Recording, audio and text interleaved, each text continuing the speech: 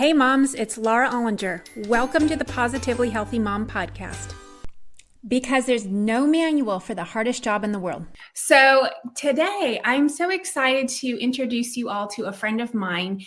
Emily, could you say your full entire name so I don't get it wrong? It's Emily Celine Surdyke-Lopez. I'm recently divorced, and the names are a little confusing, so I'm still holding on to both. Oh, great. Well, that's a great way to do it. So Emily and I have met each other through the Neuroencoding Institute. So she is a certified neuroencoding specialist, coach, healing guide, consultant, and mother of four, which is something we have in common as moms of four children. She is an expert in experiences that lead to naturally ignite her presence with every experience. And so her expertise is in presence. So Emily, can you start with telling us how you came to that becoming your specialty? Absolutely. And thank you, Laura, for having me today. I'm really excited to be here and connect with you. It's been amazing to be on this journey with you. And as it goes into my journey and where I first acknowledged the power of my presence was in a kindergarten classroom. And working in the school, I had an opportunity to come into the classroom and support a young man that was having some struggles. And before I even began my own self-development journey, I recognized that I was putting myself in a state of presence to show up, to become this person in the room, a teammate, and be in just complete observation of what I was walking into and what this child was experiencing, and then also the rest of the classroom and the teacher. And having my presence there just in that same day, the mother had acknowledged a shift in the little boy's personality. He was happy, he was smiling more, and he was starting to communicate more clearly with his mother. So shifts just began to happen. And, he started off with a very a speech delay, and within 6 months he was communicating with his mom. He said "I love you" to his mom for the very first time. So learning all of that in the classroom and then taking that as the world had shut down into bringing it into my own home and taking some risks on myself and growing my own skills so that I could be this next level of a vessel of presence for children, for my own family, and for the world ultimately. And it's been quite a journey. It's been really beautiful. And, I can share as well. Just this week, I was able to take all of that I've learned, and I went into a daycare. And for 3 days, I was inside the daycare as an observer. I wasn't the teacher. I was the observer in the space, performing my own duties that I had while I was there. But what was so incredible about putting my presence in there and practicing these neuroencoding tools on myself to show up each day, I witnessed walking into some complaining, a little bit of chaos, some upset children. And then by the third day, it was just like a complete day of just peace and just smiles everywhere. It was really quite incredible. That's so cool. So for the moms listening, we all know the dictionary definition of presence. And the thing is, I too have been building my skills at being present. I've been doing this for a while now, and I know how I can kind of get myself present, but can you explain to the moms first, what does presence even mean to you? And then how do you get there? Absolutely.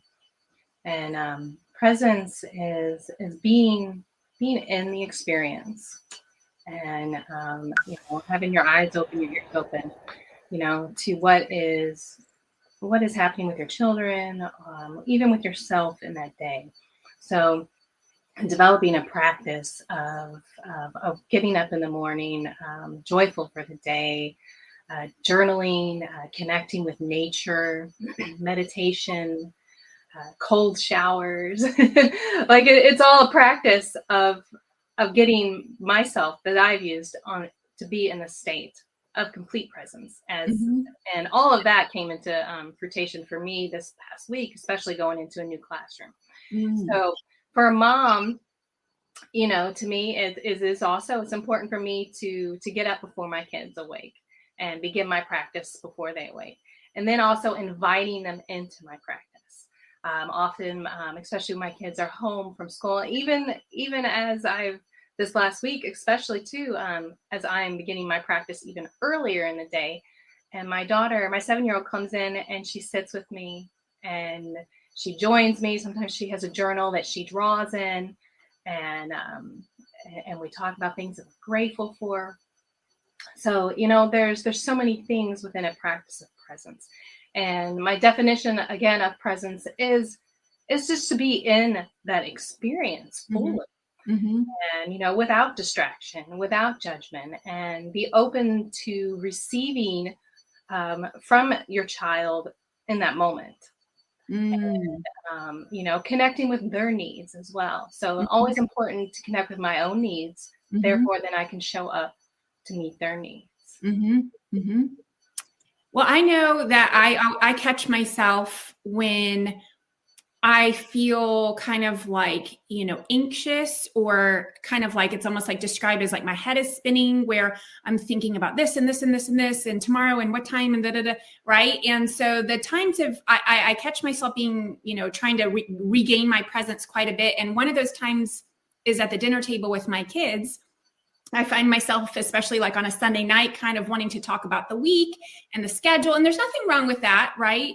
But then all of a sudden it's like I'm not present because I'm so like, okay, tomorrow at 6 we're doing this, right? And so it's like, how can we just enjoy each other's company and enjoy the present moment without worry or anything future related? Or, you know, does that make sense to you? And so when I do it, somehow I just like connect in more with my body. And I just like kind of breathe a little deeper, but I also just notice what I'm feeling in my body. So I can tell if I'm like, you know, getting that anxious where I'm like breathing a little more shallow, or, you know, heart rate is faster. And so I just try to like slow down and just really like make observations about my kids' faces or their, you know, facial expressions, or, you know, whether it's dinner or something else, and just really notice those small details. Is that kind of how you get it, or what is your process? Absolutely. I love what you're doing and all of that as it applies daily. And sometimes even it can be challenging. And even for me that has a practice.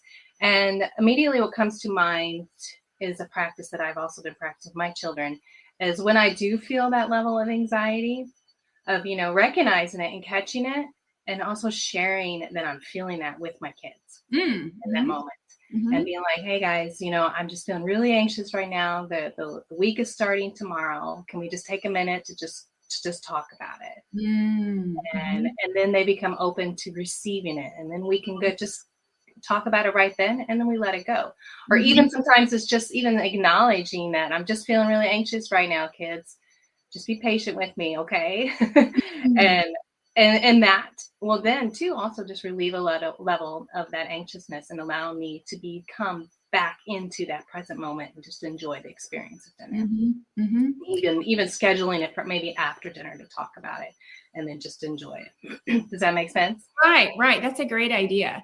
So what do you feel like, you know, going back to the kindergarten boy who you were assisting with and your kids, what do you feel like presence is a gift, but what is it actually truly giving to the kids or people in your life? And it's giving so much. You know, first of all, like it's immediately the being able to give full presence is meeting, I would say, all of their needs. It provides them with a level of connection and love.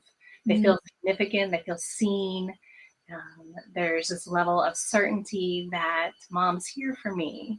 And then also, like, I'm silly and I mix it up and I play jokes and I have accents, and, you know, so just being playful with them as well at that moment, and then growing together.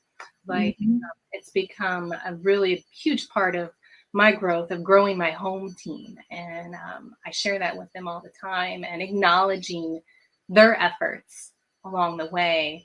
And even if they mess up too, acknowledging that they tried. And just building this level of open communication and understanding and respect for one another. Because, children are so capable, and they're so open and ready to receive. And, so by me being able to acknowledging that, or you acknowledging that with your own kids, then it becomes this also, as we are open to receive from them, like we are teaching them and they're teaching us. Right.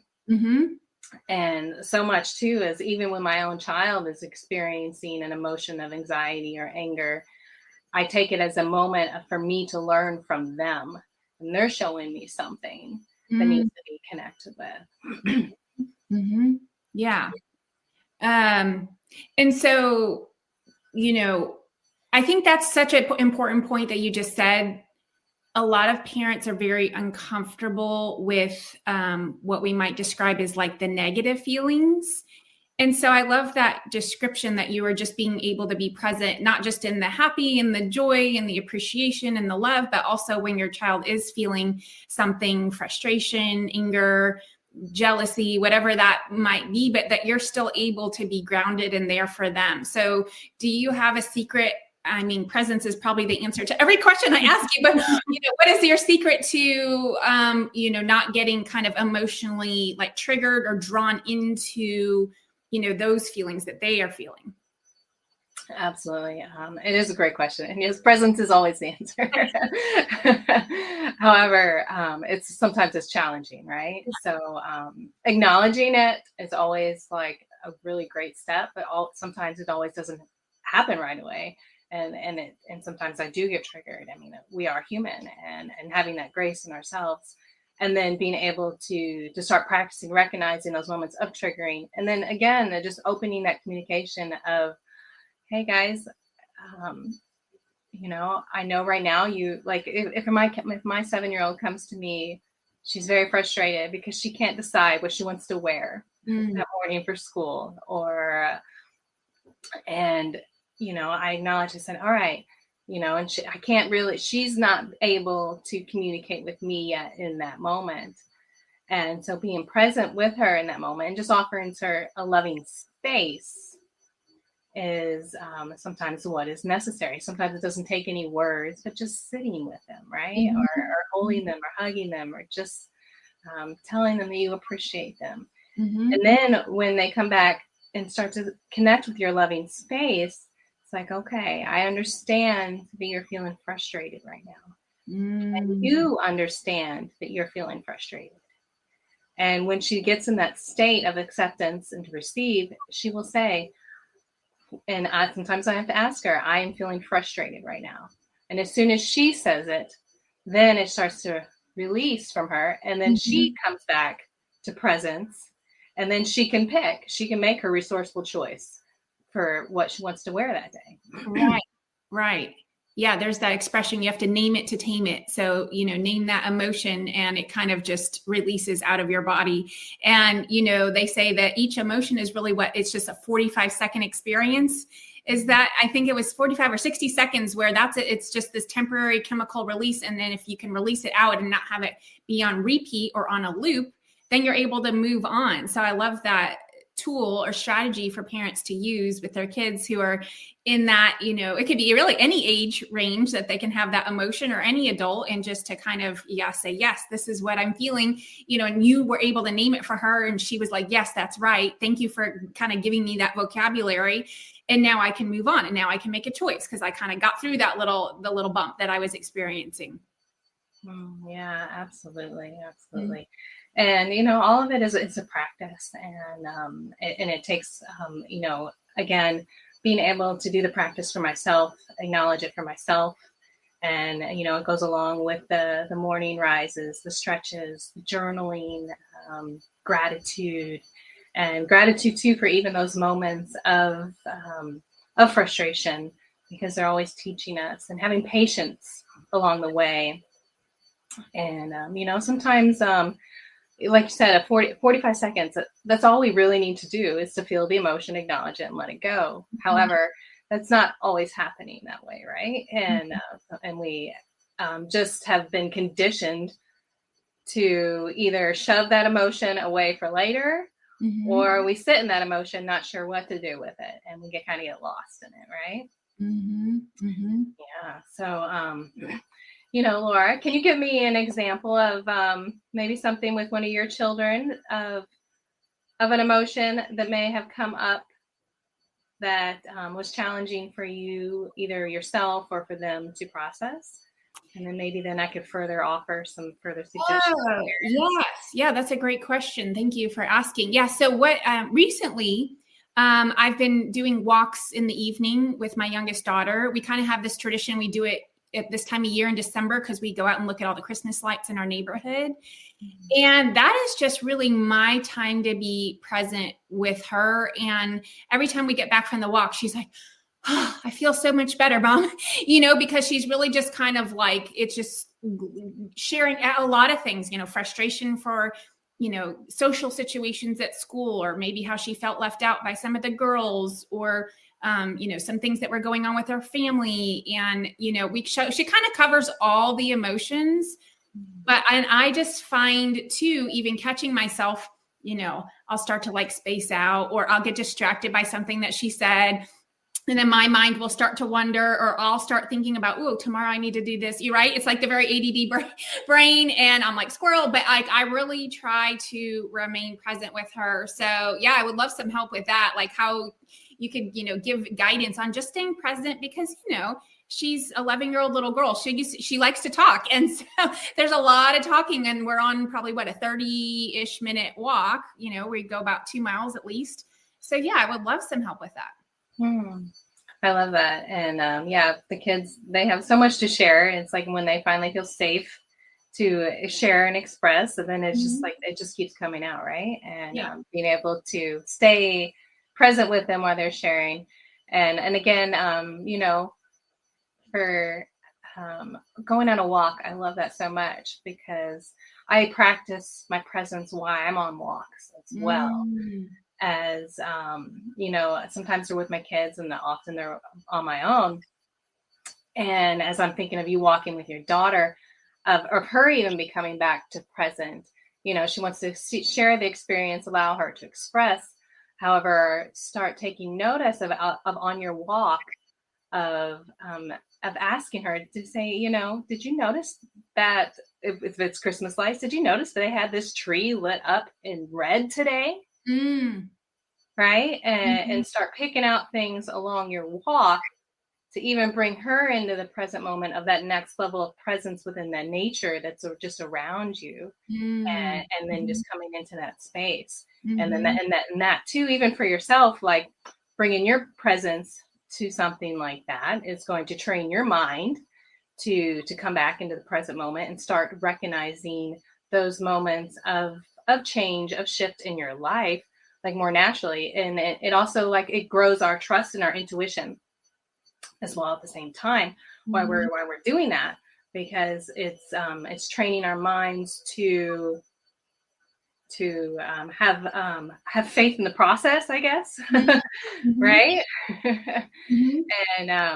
And so, and if you're walking and your time, because I can relate with, if I walk with my oldest daughter, especially, and she wants to tell me so many things. And a lot of time on a walk, right, we want to kind of empty out ourselves too, and just be present in that moment. So just having grace for them, and maybe also expressing your own needs while on that walk. Say, hey, let's go on this walk. I want to hear your stories, but today I want to try something a little different. And then that way, because her mind is busy wanting to express, your mind will start to wander, because it's hard to stay engaged for that long with children's stories. Sometimes it's, I just get it, right? But there's also a purpose in her telling that story too. Exactly. Yeah. Right? Yeah. Yeah. She's sharing it. Well, I thought of a client just now that I would love to bring up with you. So he's a boy who wants to build more confidence in social situations. And he says he finds that, well, one thing he is working on right now is kind of, taking that initiative or that kind of bold step to go up to a group of people or to someone that he might not normally interact with. And he says his concern is that when he gets there, that he can't think of something to say, that his mind goes blank and he doesn't know, like, what should he ask them something? Should he say something? He just doesn't know what to say. And so that's what we're working on right now. And I was thinking, like, presence would be such like a good gift for him to learn to practice for those moments, because you don't always have to think so hard, right? When you're just being present, because like what you're saying is it's just like things become more natural. Like it's not like such a planned, I am going to give him some conversational skills. We have lots of tools that we're working on, but just to allow things to kind of unfold. Like, what would you say to this? He's this almost 17-year-old boy. Well, the first thing comes to my mind is, even a tool that one of our mentors teaches us all the time is sending that kindness and that love into our future, into that space, or even as we're there, and how powerful just a smile can be, right? Mm-hmm. And and having that and that trust that no matter what we say is perfect. So building that trust within, right? And that's really key, and to be able to know that you're safe, that level of safety of knowing that you can share yourself, and whatever the experience is, it's an experience to grow. So right, so just trying, he's growing. And for a 17-year-old, engaging, I tell my kids to tell jokes sometimes, or or to compliment someone, like a simple compliment of, I really like your shoes today. Oh, thank you. And it just like, it brings a little bit of joy, a little bit of smile. And so then it opens up a safe space for the kids to interact. So, there's practices for him ahead of time of, as well as like with the journaling, like you know all this already, Laura, but right. And then that exercise as well, the mirror exercise is so helpful and powerful. Just imagining yourself smiling in that mirror, whether you're doing it physically practicing in the mirror, right? Smiling, acknowledging yourself, appreciating yourself, or doing it through visualization, and that becoming a practice of even, okay, he's in an environment and he wants to engage, and yet he's feeling a little bit unsafe.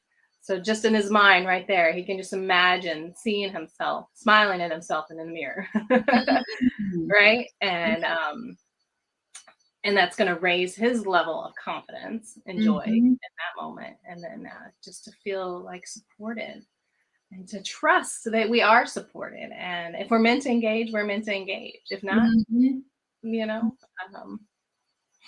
yeah. So I don't know if that helped. I hope it did. It did. Yeah. I'll definitely give them that idea of the mirror exercise and to visualize that. And, maybe we should explain to the audience, as far as what we mean by the mirror exercise, it's something we learned from one of our mentors, which is to, look at yourself, deeply in your eyes and just say your name and then say, I love you, right? And just to kind of really feel that feeling. And that brings us to the present moment. And it opens us up to loving ourselves. And some people, are starting kind of at the bottom and they really have to work their way up. Others, are kind of have done the work for a while and they're already in a practice of loving themselves and they're just deepening that. How else would you describe it, Emily? Absolutely.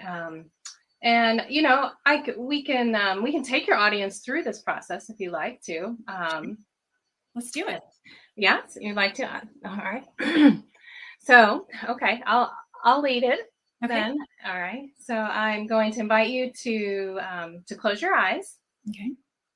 All right, and we're going to take a few deep breaths together, in through our nose and out through our mouth.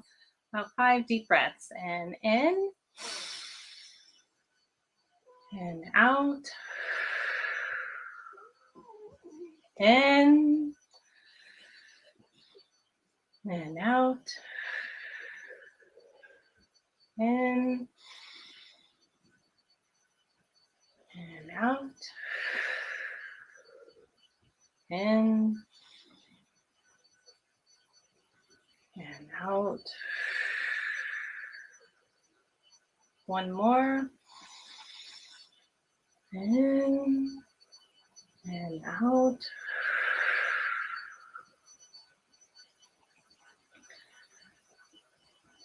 So I want you to imagine it's right when you awake in the morning. And as you walk past the mirror in your bedroom, you stop and you turn toward your reflection. And as you see yourself there, smile. Really big. I want you to smile, show your teeth, and smile. And say your name.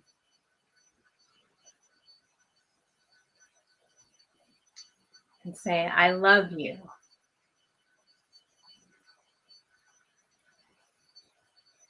And say, thank you. Thank you. Thank you. And smile real big. And look deep, deep into your eyes as you are seeing yourself in a state of joy, smiling and excited and ready for the day. And you take one more deep breath. And as your eyes are flooded with love and appreciation, your mind and your body and your soul are present.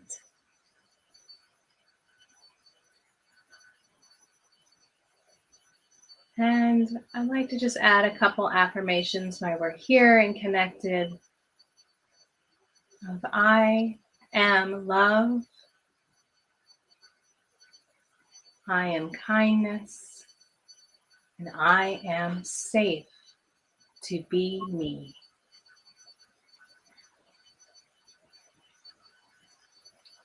And one last smile. And say thank you. Now we're going to celebrate. Raise your hands in the sky. Open your eyes. Yes. Yes. That felt great. That felt really good. Amazing. Yeah. I added a little bit of my own special spice to that. So I love it. I love it. Yeah. And I noticed a little resistance from myself, but I kind of just kept bringing myself back, and that's amazing. I mean, think about if everybody did that, every day. I feel like everybody would just be a little bit more, in touch and present and, really loving, because that's what it is. It's sharing love with yourself, and so that you can give love to others, right? absolutely. Mm-hmm. We got to fill our cup in order for it to overflow to everyone around us. And that's where this practice of, comes into so much play of taking care of ourselves, right? And as a mom, we know how important it is to take care of ourselves. And, I'm going to be very vulnerable and honest that I didn't always take care of myself. And I was putting my kids first. And then I found myself not being unhealthy and not present. And, but we don't have to stay there. And we can start any moment, and just with a simple practice of smiling in the mirror. Right? Yeah. Yeah. And, I don't even know, When you're kind of on autopilot in your life, you're not even even aware that you're not present. And so it's funny because I'm wondering if there's any moms who are listening that are like, I don't even know what you guys are talking about, because they're like, they haven't really had that experience. And I too felt like, in my past, I was just, going through being a busy, very busy mom of four, kind of just giving to everyone and not really, filling myself up and just kind of feeling myself without anxiety, without worry, without stress, and just kind of being. And I do feel like I have always been able to somehow be present with my kids, but that's almost was the easier part, but being present for myself is the harder part, right? Because there's something about, just being still within yourself that seems difficult. Like I like to be busy, but even just being present with my kids, it's still giving my kind of ADHD brain something to do. Like I can focus on them and kids are active and there's always something changing, right? But to just be still is hard. Yeah. But I have found that like you're saying, it's a practice, and that the more I've done it, and, my favorite way to be present is actually to be present with another human. Like, to me, that's more like it's connecting, it's more exciting, it's more engaging, but also to just learn to connect with myself. So, did you feel those challenges along the way when you were learning these skills? Absolutely. Yes. And, we're human, so we're going to have these challenges, and it's almost like we have to unlearn what we've known before and begin again and keep trying each day. Right. And becoming present with oneself, or even a higher source, is the way to begin your day and your practice. And it's a growth process. And having that patience and that compassion for yourself along the way. And, whenever you get in that robotic mode, when you're on the hamster wheel, I caught myself in it this week. And as I was working inside this daycare, and as I found myself, like, I did really great the first day, staying connected. There were some nice windows and nature was out there. And I was really proud of myself. I stepped outside, I did all this. But then the second day, I noticed that I wasn't even looking out the window, even though it was right there. And I'm like, whoa. And I caught myself, I'm like, okay, I see how easy it is to get trapped in that hamster wheel. And there is at times that we want to be efficient and we want to just get the job done. But having taking a breath, taking a stretch, and catching yourself, looking out the window. If you're able to step outside for a moment and take a couple breaths of fresh air. I highly just encourage any piece of nature into your day that you can bring. And maybe it's a plant in your office that you just take a moment and connect with your plant and breathe. Taking a conscious deep breath, it's filling our bodies with love. And so by doing that simple just act of taking a conscious breath, we're bringing ourselves into presence.